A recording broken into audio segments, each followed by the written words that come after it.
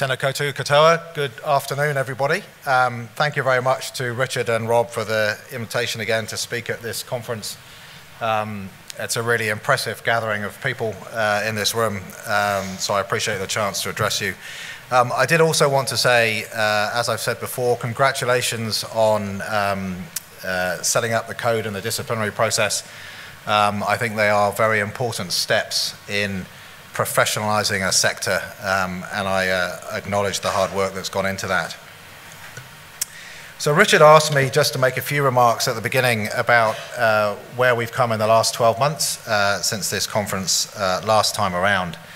And I think you'll all acknowledge that it can be easy to forget just how dramatic a period we have been going through this last year or two. This time last year, we in the Reserve Bank had not yet published, I don't think, the results of our joint reviews into the banks, and certainly not the insurers. On the bank report, the Conduct to Culture report on the banks, you will, I think, all recall that we were particularly aggressive on internal sales incentives that are based on volumes targets. And I'm pleased to say that with some encouragement, all of the banks have moved significantly away from that, or at least have committed to do so. And we have heard from a number of regulators in other jurisdictions that they have really taken notice of the shift here and the clarity of that shift. And I do believe that those sorts of arrangements, at least in the vertically integrated institutions which are both producing the product and selling them and advising on them, will soon be a thing of the past. So the Haines Report landed with a thud in February. To that last point, it did stop short of recommending a fundamental restructure of the financial services industry, but it did make pretty clear Justice Haines' distaste with the behavior of the industry, and by that I mean pretty much all parts of it that came in front of him. And in particular, his dismay at the tin ears and complacent attitude of some of the most senior people in the industry who appeared at the Commission. And as many of you will know, some of those very senior people didn't last long afterwards. To provide a little bit of balance to that, Haines was also very critical of the regulators, both the conduct regulators and the prudential regulators, in particular for what he saw as a lack of appetite for public scrapping with an industry that, as he saw it, was thumbing its nose at them. So that has led in Australia to a pretty immediate response from the government. James Shipton, the chair of ASIC, our peer regulator, has a former prosecutor on his team. He has the no-nonsense Karen Chester on the team, who had authored a very critical report of ASIC only a few years ago. And New Zealand's very own Sean Hughes, the predecessor in the FMA job that I'm in, on the Commission. And I think if you read the Australian media, and those of you who have organisations with links in Australia will be feeling this, I think, that team has quickly shown plenty of enthusiasm for a fight.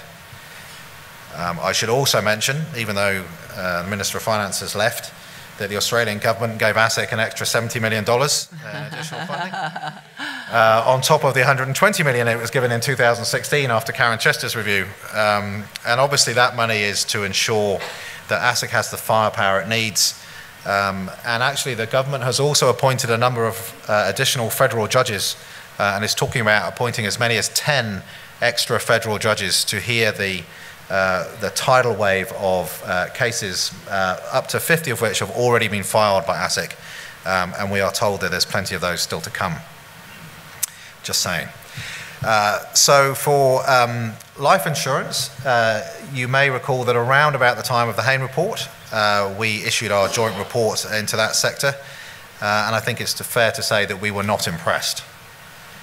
I know now that we have the attention of boards and management within that sector. Unfortunately, their previous lack of focus and committed resource on conduct and how to build organisations that serve the customers told us that we should recommend to the government that they intervene on a legislative basis. And I'm sure announcements are due relatively soon on that front. For financial advice, since this time a year ago, the financial advice legislation has finally passed and is effective, and we have announced the start of the transitional licensing period for financial advisors, and indeed the end date for that process, and for the bulk of the new requirements under the code and the legislation to come into effect. So let's not forget what a big deal that is.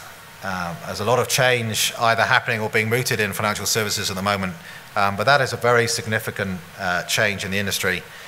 And for some parts of financial advice, the new regime will feel fairly familiar. For others, the new competency and conduct requirements will require significant change and some quite big decisions to be made in the coming months. For us too, licensing and monitoring thousands of new financial advice firms and financial advisors is a major undertaking. Multiples as big again as the exercise of licensing the AFA community when we did that. And that's an exercise that we know will require major engagement with, and in some cases education of those advisors who are currently not regulated. The advice sector, and I've said this 1,000 times so I'll say it again, the advice sector is absolutely critical to New Zealanders looking to invest for their futures, looking to make good decisions about their retirement, looking for good decision making about where to put any additional income that they have.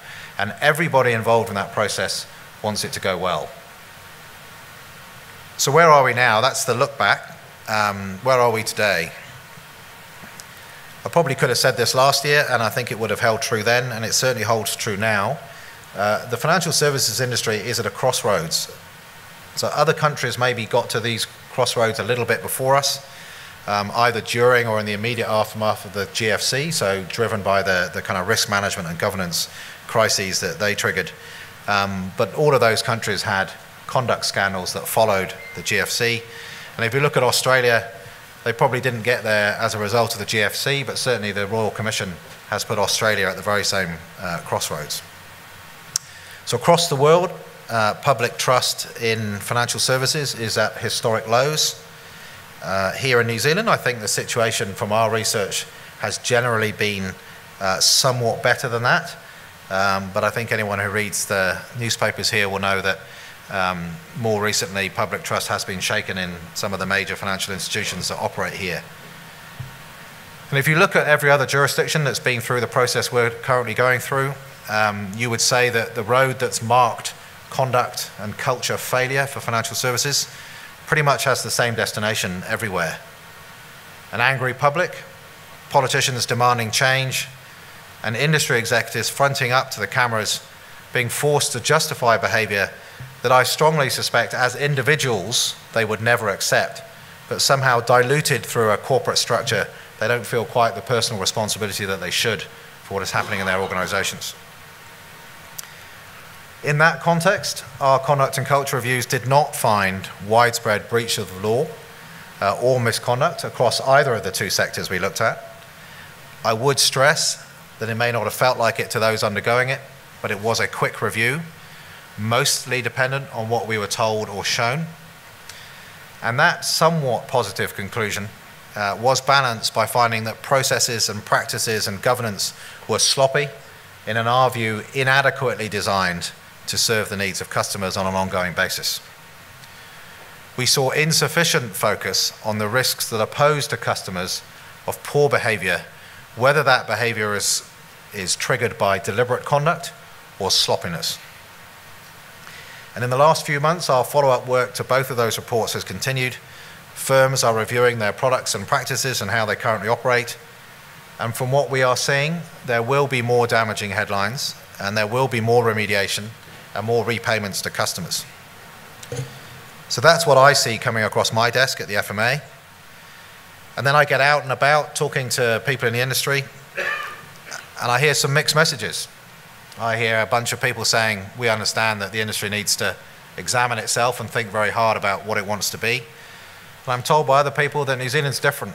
We're all nice people, we're not Australian. The issues that happen in these other places, we've all learned our lessons, we won't be doing that. Or in some cases, to pick up one of Jeff's comments, yeah, bad things go on, but they go on over there. You know, we're good. We're good people. They go in that other firm. You should go in there and have a look. And you think I'm joking? We do get plenty of that.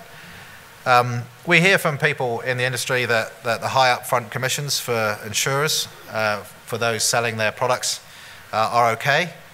Some people tell us that they think they're not okay, but they don't want to be the first to move. And I don't know whether that approach is complacency or it's denial, but either way, it's not good and it needs to change. We also hear, we don't know what you want us to do. Give us a manual, tell us what we need to change. Well, we've set some of that out, or at least the signals as to what we wanted in our conduct guide at the end of 2017. And obviously we're considering what further guidance we can give to the different sectors of the industry. But the lack of significant effort within some banks to make major change until they had a gun to their head, and the failure for life insurers, for most of them, to have even read or acted on the conduct guide, I think was one of the great disappointments to me and the team at the FMA from the whole process. So I would say that good conduct's up to you, it's up to the industry, it's up to the providers, it's up to the advisors. And given what we've seen in other countries over a reasonably long period, I have to ask why the industry is waiting for us to come knocking. You have to look at what we're saying and think about how that applies to your business and why you haven't moved already. I came into this job at the beginning of 2014, and I've been saying since day one that putting customers at the heart of the business is easy to say and it's hard to do. It takes years of work on processes and risk management and governance and training and incentive structures. And you have to move beyond a compliance mindset, do what the regulator tells you, to a mindset that says, how do we do this for our business, for our products, and for our customers? Now, some of you, particularly right now, may be just hoping that we'll shut up and go away, or you'll be hoping for a bunch of law changes that at least creates a level playing field for you and your competitors. Now, if that response effectively says that you can't or won't change on your own, and you, the New Zealand government and the New Zealand regulators, need to make us change, then I would warn you to be very careful as to what you wish for. In terms of how to treat customers of financial services, particularly those that are vulnerable to mis-selling or mistreatment, the rest of the world has been confronting what needs to change for some time. We are behind in New Zealand, and the fact that there was no pre-existing legal or regulatory regime for conduct within retail banking and insurance shouldn't let anyone off the hook. So I acknowledge that the FMA and the Reserve Bank have held the industry to standards in this process that are not yet in the law. I get that. But to me, those standards look eminently reasonable, and the fact that the industry has not aspired to them or made the effort to change in that direction on its own really does worry me. Our end goal, and I believe everyone in this room, is the fair treatment of customers. And I can't emphasize enough that the industry should be choosing to do this rather than being made to do it. So in conclusion, we're at a crossroads. The financial services industry cannot take the confidence of the public, the regulators, or the government for granted. Visibly and genuinely putting customers at the heart of your business will build that confidence. When we talked in our reports about good customer outcomes, some of you came forward and asked for more clarity on what exactly that means and on what the expectation that imposes on the industry. And we do understand that the end outcome of any transaction or interaction in financial services is often not within the control of the provider. So we have been putting that phrase into the broader context of how you serve your customers and how you set yourselves up to do that. So as I've said, it's about treating your customers fairly, recognizing and prioritizing their interests, giving them clear and honest information, designing products that are suitable, targeted at, and sold to appropriate groups. Ensuring the after-sales care on your complaints processes and your ongoing monitoring are good, effectively monitoring your own conduct within your own buildings and that of your suppliers and distributors to make sure that you can spot mistakes where they're happening and you can fix them and learn from them. So there's a lot of change coming the industry's way, but on a positive note, this change is an opportunity. It's an opportunity to build trust and confidence, and we want to work with you to achieve that. And we do believe that in New Zealand, trust in financial services can be repaired, it can be maintained, and it can be supported. For those of you in executive management or board positions, this will require sustained attention from boards and management teams, even after the harsh light of the public and media focus has moved on somewhere else.